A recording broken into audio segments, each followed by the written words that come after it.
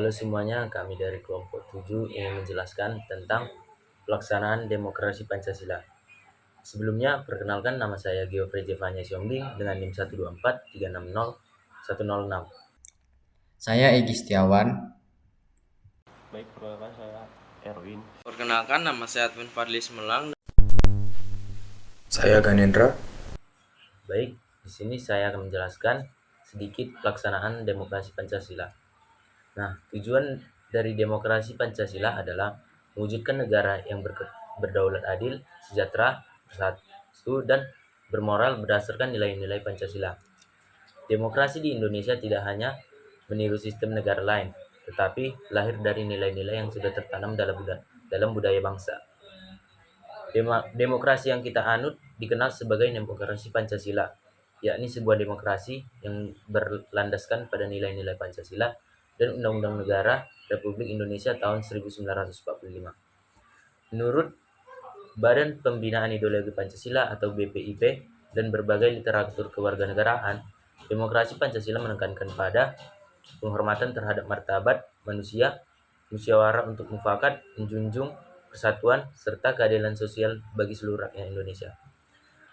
Melalui video ini, kami ingin mengajak kita semua memahami bahwa demokrasi Pancasila bukan hanya konsep politik, tetapi pedoman dalam bersikap dan bertindak sebagai warga negara, mulai dari lingkungan kampus hingga kehidupan sehari-hari kita. Dalam kehidupan bermasyarakat, demokrasi Pancasila muncul dalam banyak tindakan sehari-hari.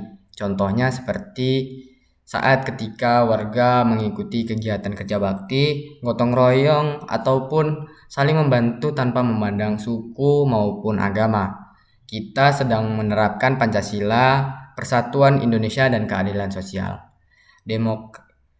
Demokrasi juga terlihat ketika masyarakat menyampaikan aspirasi dengan bahasa yang sopan dan melalui jalur yang benar.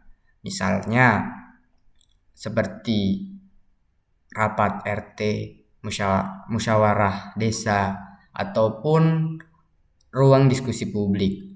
Ini merupakan cara yang sejalan dengan prinsip musyawarah untuk mufakat.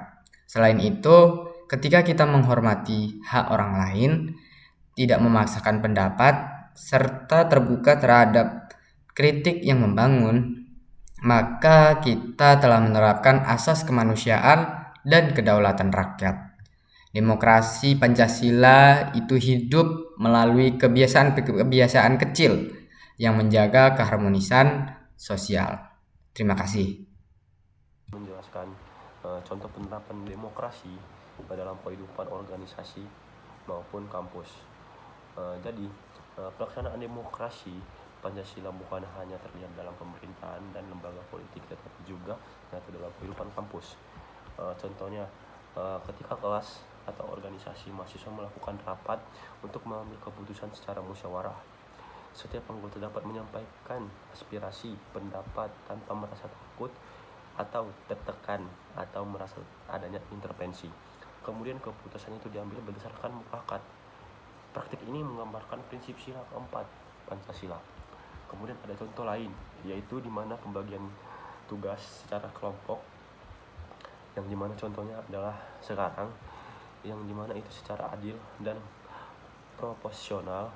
Kita mempertimbangkan kemampuan masing-masing anggota tanpa mengabaikan peran siapapun. Ini mencerminkan nilai kemanusiaan yang adil dan beradab.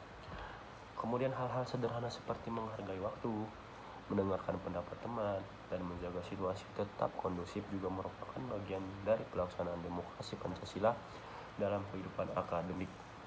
Dalam kehidupan bermasyarakat, demokrasi Pancasila dapat muncul dalam tindakan kehidupan sehari-hari. Contoh kecilnya, kita mengikuti kerja bakti, gotong royong, atau saling membantu tanpa memandang suku dan ras. Itu juga sudah menerapkan sila persatuan Indonesia dan keadilan sosial.